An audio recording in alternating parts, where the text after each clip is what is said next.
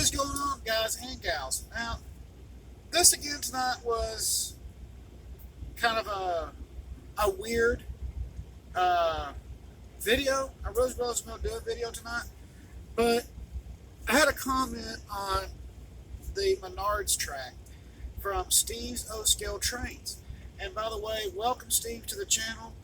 Thank you for coming and hanging out here. I hope you find some of these videos enjoyable. On this channel, we like to have a lot of fun and learn from each other, and it's kind of what I like to do here. So, a couple of little minor things was the track. This is the 30-inch section right here.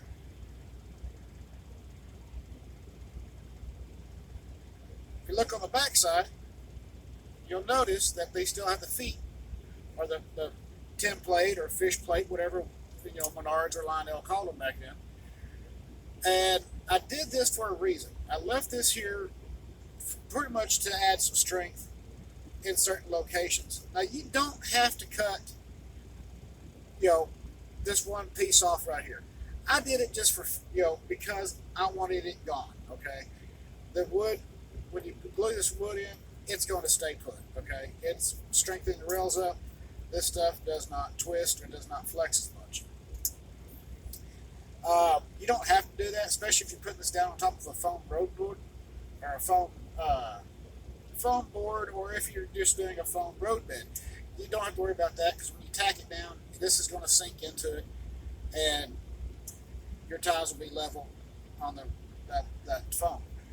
So that was one of the things. Now the only downside is right here.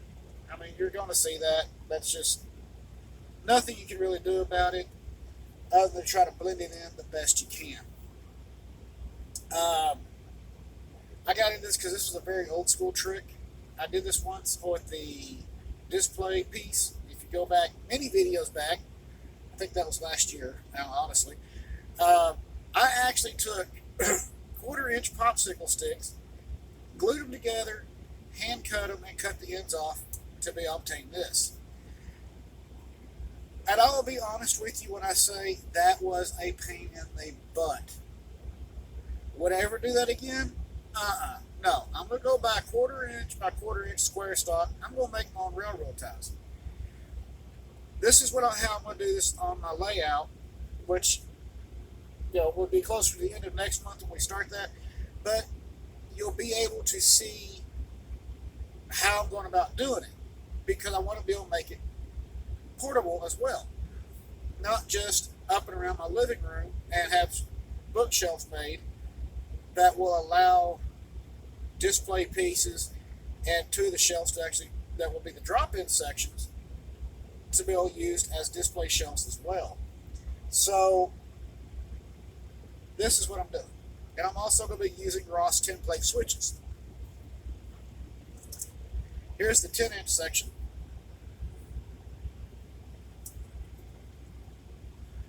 Now this right here, I showed this in an earlier video. I left the ends pieces right here unglued for a reason. That way you can take those and you can kind of slide them out with your connecting piece. And you can close that gap up right here and make it look like it's all still in line all the way down. So that's the 10-inch section. Here's an 096.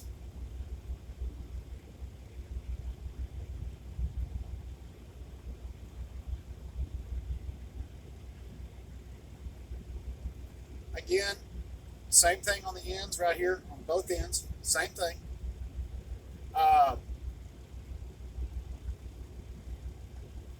Pretty cool.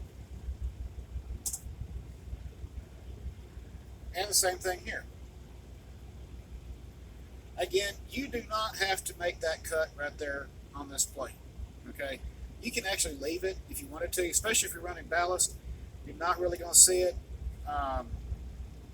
I only cut one end because I wanted to leave support. You don't have to do it as I did down here. Right here, this was a prime example of you do not have to cut that. Okay. Like I said, it's a matter of preference. That's all it really is. Uh, so yeah, I'm gonna do a little bit of work tonight, not do a whole lot, because I got to get up early in the morning and finish my drive down to Decatur, Texas. Um, Queen Elizabeth also has a minor modification. Yes, she is sporting a coupler, a knuckle coupler. Um, while I was digging in my parts box full of Lionels, I was sitting there thinking, I know I got some Lionel trucks with me. I know I got a coupler in there that I can cut off and mount to this or something. And I got in there, started looking, and lo and behold, I found my Atlas couplers I had taken off for the articulates. And so a minor modification to it. You're not going to be able to tell this real well, but I did have to do a cutback from here to come back here, and I came up even with this little, I don't know why you can see that, but this little brake hose right here. And fairly trimmed out right here. Trimmed those two little pieces out, and when I did that, it lined up perfectly with the Lionel stuff and the Menards boxcar. So that was really nice. I did take this apart earlier while I was waiting to load, and I went in and, as you can tell, I did lubing on the gears just to help them out. Cleaned all the contacts on the inside and underneath here. And it came out looking pretty nice. Now, there is one problem I did find, and that is this right here, which is a weak point in the truck assembly. I could drill that out and put a bigger screw in there, just a hair bigger. But there's also another fix for it, and that is Millputt. Millputt makes several different brands, several different styles of, basically it's a kind of like tank weld, okay? They make it from plastic. They have an all-purpose one, which I do have with me, and you can take that, put that in there, put some oil on your screw, and wear it back down. When it's dry, take it back out, and you got your threads again. So that was the only weak point on these locomotives, which is the reason why a lot of people change these bogies out with power trucks or even metal trucks. But it still does not hinder its pulling or being able to pull cars. The Hymic, Rovex, Triang, big train, whatever you want to call it, however it's worded, or it was sold to you as. These are very light. They're not designed for very heavy cars. Max, with the coaches, was 4 coaches. It came with 2, but Max was 4 for these locomotives because they didn't have a big motor. Very, very small motor. As you can tell, right there. Very, very small geared motor. So, there again, that was its weak point. And in fact, it only had one traction right there. And the wheels are your traction. There's no traction tire. So that was the weak point on these, and that's the reason why a lot of people did modify them. Let's see, other than that, again, it's going to come down to, it's going to get modified anyways at some point. I'm going to call Henny's Trains and see if he's got any complete diesel truck replacements, complete motors or bricks, however you want to say them. G-Scale World, we used to call them motor bricks. O-Scale World, I think they call them complete diesel motors or something like that. I forget which. It's on eBay. And just see how much they are. I really don't want DC can motors and with an ERR board. That seems to be the way to go. But for right now, I'm worrying about getting detail parts. Go ahead and fix this right here so I can continue running it even at home. Uh, Once I get all the detail parts and the new trucks, Queen Elizabeth will be getting her new paint job, which will be a blue, but it will be a brighter blue and a gray top up here, Queen Elizabeth's nameplate, and a picture of Queen Elizabeth to go here on the locomotive somewhere. The other thing is in the previous video when I was talking about this, at that time I had not scaled it out. I did all the measurements on this and the calculations with a scale calculator. Believe it or not, this does measure out 100% O scale all the way through. Width, height, everything, and it made sense. Over in Britain, their tunnels are more narrow than they are here in the States. And they also got tighter radius. So this locomotive made a lot of sense. It wasn't until the later years that they went bigger locomotives. So again, this made a lot of sense when it was designed. And for being O scale and all proportionally correct, thumbs up. I don't care what anybody says. This looks good. Even with the stack train. Okay, Husky intermodal or intermodal, whatever you want to call it.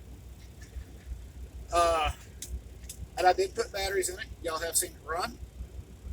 And it actually went from being like 2 pounds to about 4. Yeah, I'm happy. You know, and like I said, there is going to be some more coming to the channel. We'll have a King Charles. I'm thinking about doing a Princess Diana. Because I'd like to get at least 4 of these. But each one of them will have their own name and their own emblem. Even though they'll be part of the King Kepner Ranch Railroad and their cars, but they'll still be always a British Class 35 Hyman. So that was what happened earlier today, and it will be fixed before I get home. So that's what we're doing, and that's what I'm fixing to do. But as always, I hope y'all enjoyed this video. I hope y'all enjoyed the little bit of update, what I've done. You got a good view of the track. You also got to see what happened with the Hymic and its weak point, and that will be fixed, and you will never notice it was ever messed with until the new trucks are put on. We did the coupler conversion. I wish I would have looked at my parts bin earlier on that one, but I didn't. And we've done a lot over the last few days. So I really hope everybody enjoyed the videos. I hope everybody's kind of liking what they're seeing, where I'm going with this.